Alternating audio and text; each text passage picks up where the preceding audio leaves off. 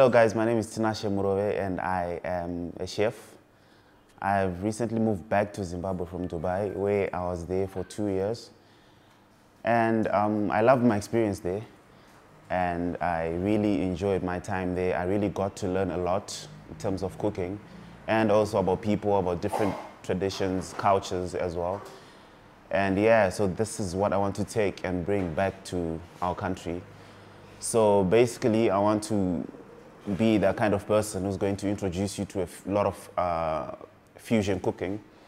So we're talking about traditional cooking, we're talking about playing around with what we have here in Zimbabwe, and obviously making things that are healthier, plus also tasty. Because a lot of times people confuse healthy food and they usually don't like it because they think it's not tasty.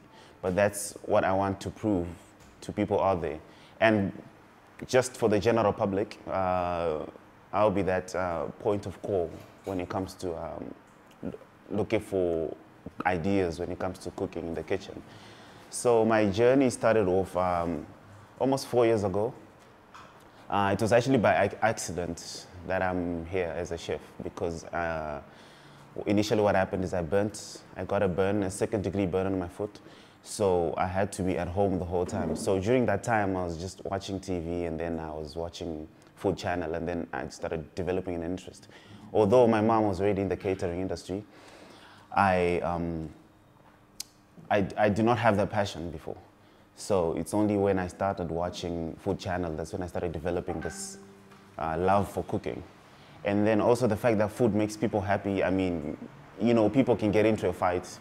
After they eat, you hear someone telling you, oh, it's because I was hungry. So you know that's how food plays an important role in life and in everyone's society and community. So by that, I found myself, I'm a person who loves making people happy. So food is something that actually gets to people, no matter where you are or what you're doing or who you are in life. Whenever you have a dish, you can be yourself, you can be happy. That's why you have the saying, a hungry man is an angry man. Something like that, I forgot, sorry. Anyway, so yeah, that's kind of my story. So I enrolled in culinary school. Actually, I'm a college dropout. I was in college before and I was studying creative art and design. And that was during the time where I was still confused as to what I want to do in life. And then I dropped out of varsity after 2 years. Then I enrolled in culinary school in 2015. And then I started developing myself because I've always been creative, thinking outside the box. Even in culinary school, I didn't want to listen to what we're being taught to do because I was just making my own freestyle moves and, you know, I was just playing around with food every time. So in 2016, beginning of 2016, I decided to enter Battle of the Chefs, Harare. It was quite a journey for me. I mean, coming fresh from culinary school, I'm experimental. So, you know, when I was there, I was just having fun. I did not take it that serious. But at the end of the day, I mean, when you do things, when you look back, when you're now on another stage, when you look back, you think to yourself, that was a good stepping stone for me because it got me to actually consider where my career was going. That's when I decided, my parents decided that I should go to Dubai for more exposure and more experience there, which was a good move because I definitely learned a lot when I was there. I mean, I saw a lot, and the fact that we had a lot of cuisines that we were playing around with, and the fact that I was able to meet chefs, and I was able to meet a lot of people who I spoke to. And then, I mean, because at the end of the day, you need to focus on growing yourself as a person. So through that, through having conversations, you learn new things every time. Because the thing is, you learn more by listening other than speaking. Because when you're speaking, you're just repeating what you know. So I was learning a lot of things, a lot of cuisines, which was good. I mean, I did not even know that there was a 7-star hotel until I got to Dubai, which is very beautiful. I mean, you've never seen anything like that before. So, I mean, talking about the difference between here and Dubai, you all know Dubai is like a first world country and we are still trying to develop ourselves here in Zimbabwe, trying to get to that level. But, you know, having been out there and coming back here, you realize that, you know, we have a lot of catching up to do. So it's one thing for chefs, for a chef like me to be out there, because now I know how it is being out there and coming back to Zimbabwe and realizing that, okay, we need to start developing ourselves in terms of food. So I want to be that ambassador, that person who's going to put Zimbabwe on that map, because we actually do not have a representative when it comes to Food Channel or when it comes to African food being represented. So I want to be that person who's going to be out there bringing out our culture, our love for food. So that's why we have Chikafu. Chikafu will be the brand, Chikafu by Tinashe. So, I mean, it's relatable when it comes to Zimbabwe because Chikafu is a Shona word for food. So this will be something that we'll be working on and developing as a community together, because we want to go out there, we want to see people here in Zimbabwe, we want to visit the traditional, want to visit the places where we can get traditional food, local food, the cultures, the tribes, so that we can get an idea of where some of these foods developed from, or where they came from. So basically, you and I should be in this journey together. I'm asking you if we want to be in this journey together, and then we'll see how it goes at the end of the day. So talking about my love for food, I've actually developed a love for Asian flavors, because the thing with Asian flavors is it's just a circus in your mouth. It's almost like a carnival in your mouth. I mean, you have the sweet, you have the spicy, you have the umami. So it's almost like you can play around with anything. And you know, the thing is with Asian flavors as well is the products are quite cheap. So even for a regular person at home, you can get these things. I mean, 2-minute noodles, you can make your own broth just to get your chicken stock. And then, I mean, these are things that you can play around with, but you can get very good flavors out of this.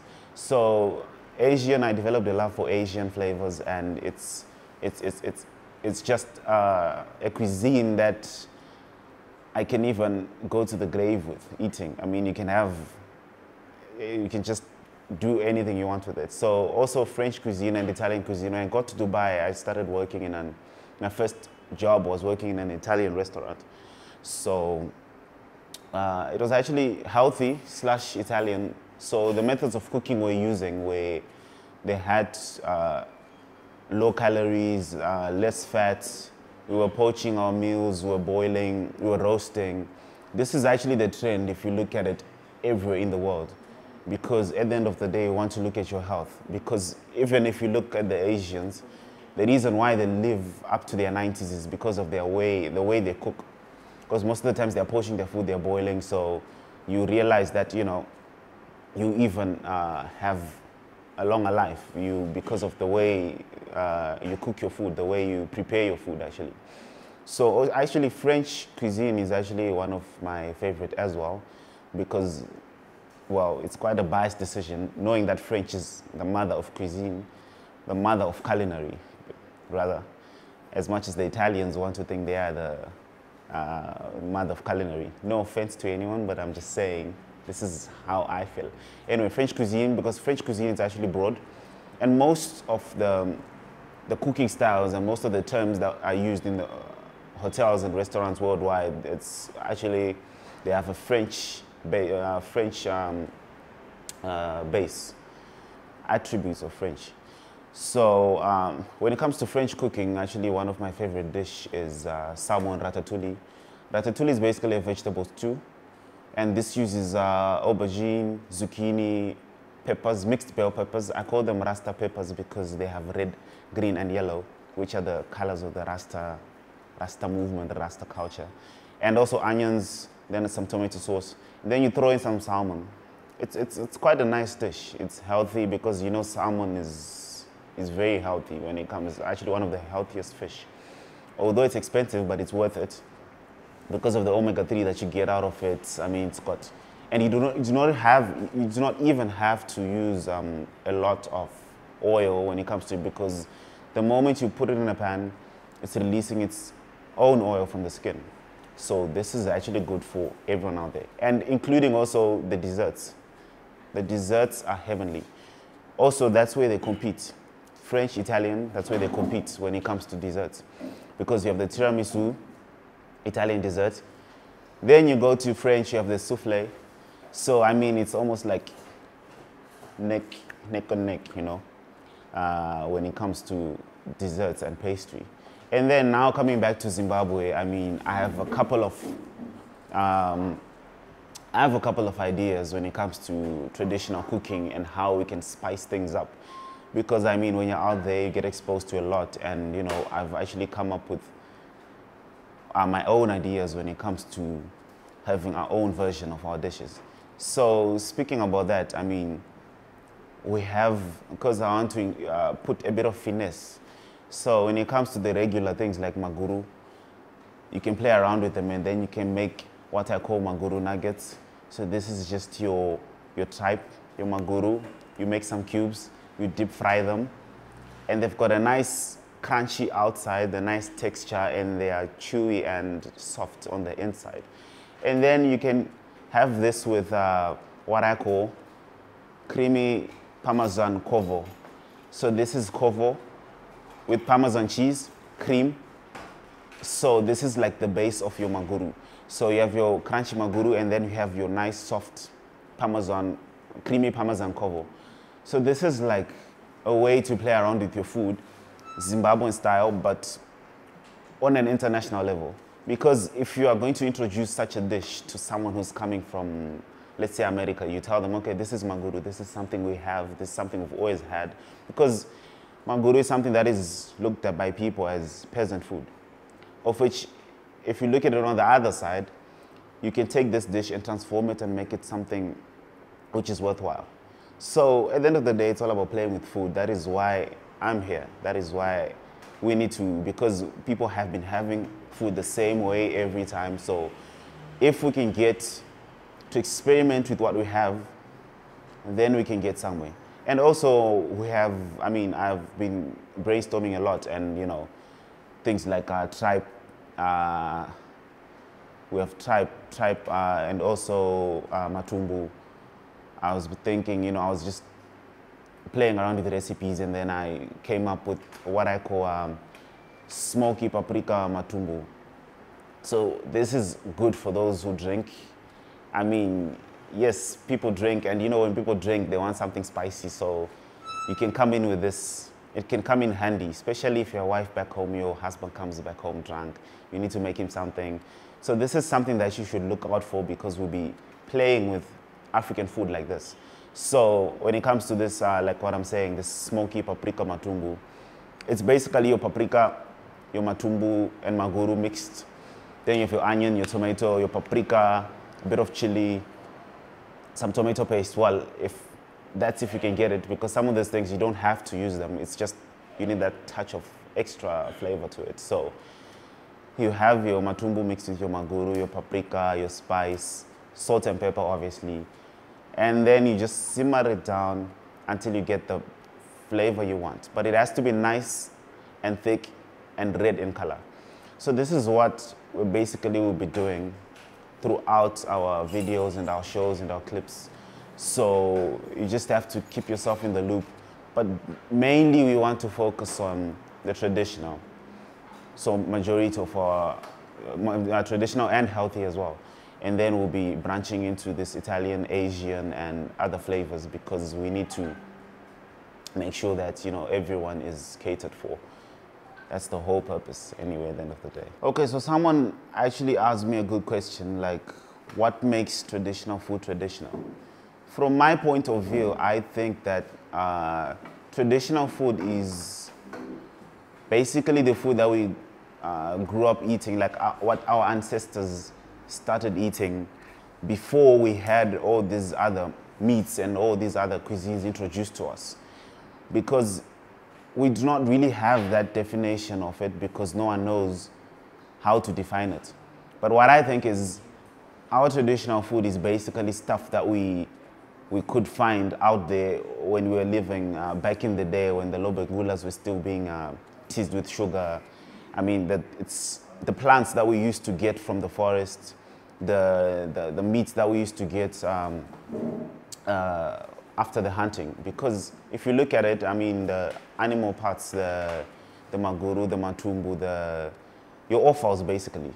This is food, this is actually meat which is quite cheap. So, I mean, that's what people could afford. So, in turn, it turned into our traditional food. Because, I mean, look at beef. Beef is actually a delicacy. It's not a delicacy as such. It's, what can I call it? Okay, never mind. Just know that meat, it's just beef. Beef is just, okay, putting it, if we put it in comparison with offals, it's quite cheap. So people can actually afford offals compared to beef. So this is why I say that this could be classified as our traditional food. I mean, compared to places like Dubai, offals, they are not eaten at all because of the fact that, you know, it's, they just see it as peasant food. They don't see it as something that you can make a classic dish out of. So coming back to the issue of traditional, we have your sadza, we have your mbora, you have your sadza regio. So if you can see where I'm coming from, these are things that we have locally, that you can find in the forest, that you can find in the bush, that are easy to come by, and then that's how we came up with those ideas. Okay, we have maize here, let's just pound it and make some milli meal, and then put some water, and then next thing you have your sadza. So, because if you look at the outside, like in Dubai, they are importing a lot of their food. And this is not because they don't have local food. The Emirati people have their local food, but it's because they're being modernized and westernized. So now they are now being exposed to more of the Western food and the Western culture. So this is something that also came to Zimbabwe. But I'm sure before the missionaries came, we were having this local food, the magurus, the sazaregio, and then the more we got westernized, the more we started stepping out of this traditional local food. But at the end of the day, if you want to look back at it, I'm sure the food that we are having now, like that we're calling traditional now, this was the kind of food that was, it's just that we got lost in our roots, but this is the kind of food that I'm sure their ancestors were having. So basically that's about it when it comes to food trends. Because at the end of the day, we don't want to lose our culture. Because the more we watch Food Channel, the more we learn about other people's food, that's how much we want to have their food, and then we're forgetting the importance of our food as well. But definitely when it comes to traditional food, it's food that makes us happy. Because sometimes you can go to a fine dining outlet here in Harare and you cannot like the food, and you can prefer gango over this food because the flavors and the taste, it's something that you can relate to because it's something that you grew up having compared to something that you're just being introduced to in the hotel. So at the end of the day, our traditional food is if I am to round it up, our traditional food most probably, we can say plants from the forest. Then you have your vegetable, obviously, that we're now domesticating, and then we're now growing in our own yards, in our own backyards. It's your kovo, your mbora, pumpkin leaves, etc. And also your sadza regio, sadza remunga, you know, things like that. Because it's generally linked to the seeds and the plants that we can get, that we have, that are growing naturally in our farms there. So for me, my take, I think that is my perspective. I don't know, of course people can say no.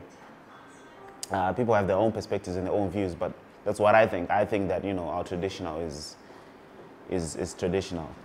Unless if you have your own perspective or view, then... For these and other stories, visit our website www.263chat.com. Follow us on Twitter @263chat and like our Facebook page 263chat.